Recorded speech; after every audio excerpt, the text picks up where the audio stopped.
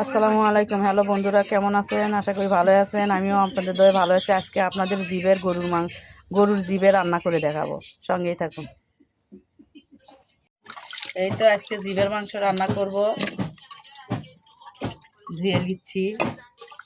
তো কেমন করে রান্না করি আপনাদের দেখাবো, কেমন করে আর রান্না করব। মাংস যেভাবে রান্না করি ওইভাবে রান্না করব। আর জিভেটা কীভাবে পরিষ্কার করছি আমার আগের ভিডিওতে দেওয়া আছে। এই যে পেঁয়াজ দিয়ে নিলাম,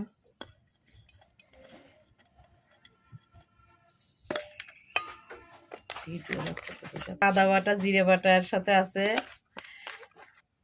রসুন বাটা, আদা বাটা। সবাই জানে যে রসুনের সাথে যখন আদা থাকে তখন আদার সাথে রসুনও থাকে। এই যে মশলার গোটাগুলো দিয়ে দিলাম, তারপরে হলুদ দিয়ে দিলাম।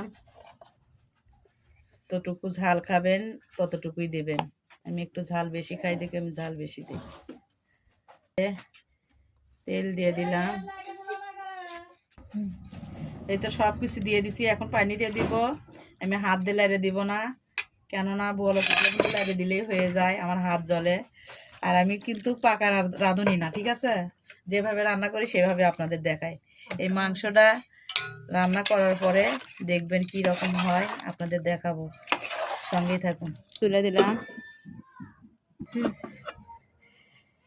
আপারা বন্ধুরা, আমার কিন্তু মনে ছিল না লবণের কথা, তো এখন বন্যা হয়েছে সেই জন্য লবণ দিয়ে দিলাম। লবণটা আমি দিছিলাম না, আপনারা করবেন। আমি মনে হয় লবণ ছাড়াই তরকারি রান্না করে খাই, ওই জন্য লবণটা এখন মনে হয়েছে যে দিলাম। এই তো বড় করছে, এখনো হয় নাই, হতে মেলার সময় আছে। মাংস এগুলো সম্পূর্ণ জিভের মাংস, একটা আলাদা কোনো মাংস নাই, জিভের। আলু দিয়ে দিছি, আলুটা দেওয়া দেখায়নি, মনে ছিল না, তো রান্না এখনো হয়নি, সঙ্গেই থাকুন। এই যে কষানো হয়ে গেছে, এখন আমি পানি দিয়ে দিব। তো এগুলো গরম পানি, ঠান্ডা পানি আমি মাংসে ব্যবহার করি না, গরম পানি। এখন শান তুলে দিন। এই তো জিরে ভাজা দিয়ে দিলাম একটু। এই তো রান্না হয়ে গেছে।